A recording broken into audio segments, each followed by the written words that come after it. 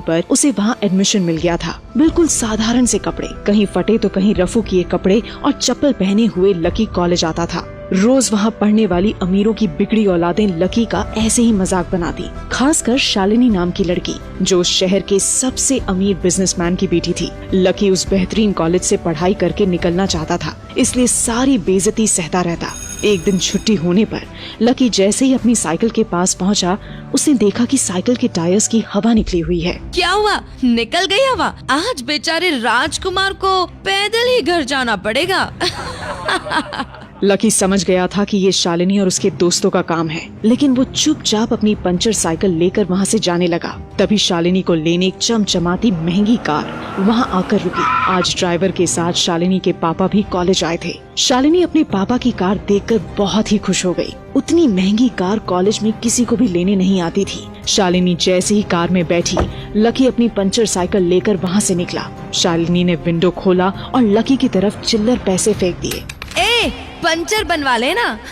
मगर तभी न जाने क्या हुआ कि शालिनी के पापा कार का दरवाजा खोलकर उतरे और लकी के सामने हाथ जोड़े खड़े हो गए। अरे सर, आप भी इसी कॉलेज में पढ़ते हैं?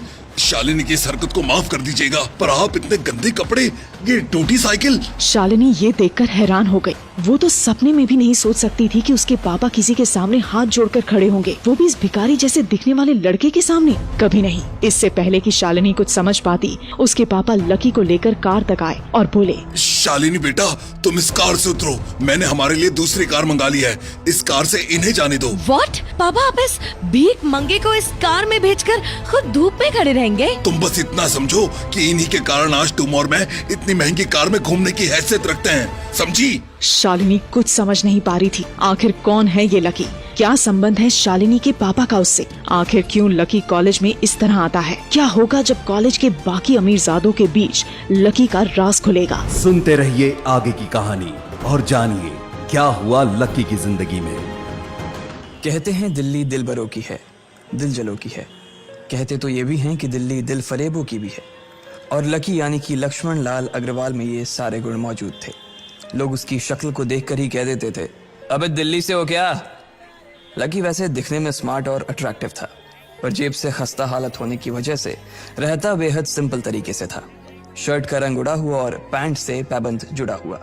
कहने को तो उसकी उम्र के लड़के दिल्ली की सड़कों पर रात को मोटर बाइक दौड़ाते थे, लेकिन लकी उर्फ लक्ष्मण लाल अग्रवाल सिर्फ कमरे से कॉलेज में पढ़ाई और गर्लफ्रेंड डिम्पल के साथ थोड़ा वक्त बिताना, फिर कॉलेज से दुकान, दुकान से जब होम डिलीवरी आए तो वहां, और फिर घर चला जाता था। हाँ, कभी कभी जब वो किसी लड़के को खाली सड़क पर मोटर बाइक दंदनाते हुए देखता तो कहता, एक दिन अपना टाइम भी आएगा जब मैं चश्मा लगाकर बैठूंगा और पीछे डिम्पल को बैठाऊंगा। देखना, जब वो मेरी कमर में अपना हाथ कसेगी और मैं तेजी से मोटरसाइकिल को इंडिया गेट के आसपास दौड़ाऊंगा, तो सारे दिल्ली का दिल हम दोनों को देखकर जलेगा।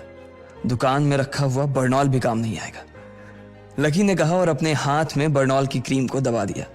जैसे ही उसने क्रीम को दबाया, उस क्रीम बाहर आ गई। अबे गाजे, क्या कर रहा है?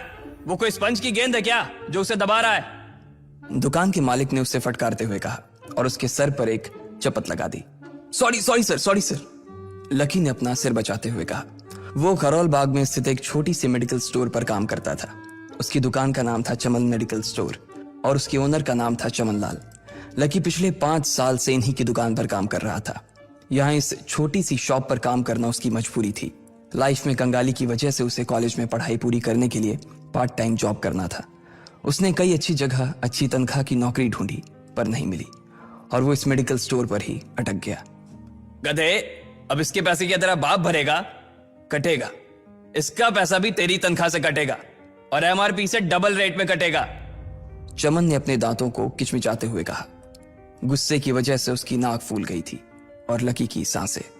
उसने घबराते हुए ओनर से पूछा, एमआरपी से डबल क्यों सर जी? ताकि अगली बार से ऐसी कोई हरकत करने से पहले तू डबल बार सोचे, चमन ने कहा और उसके हाथ से ट्यूब छीन ली। उसका जी तो चाह रहा था कि वो लकी की खोपड़ी पर एक और बार अपना हाथ साफ कर ले, लेकिन उससे पहले ही दुकान का फोन बजने लगा।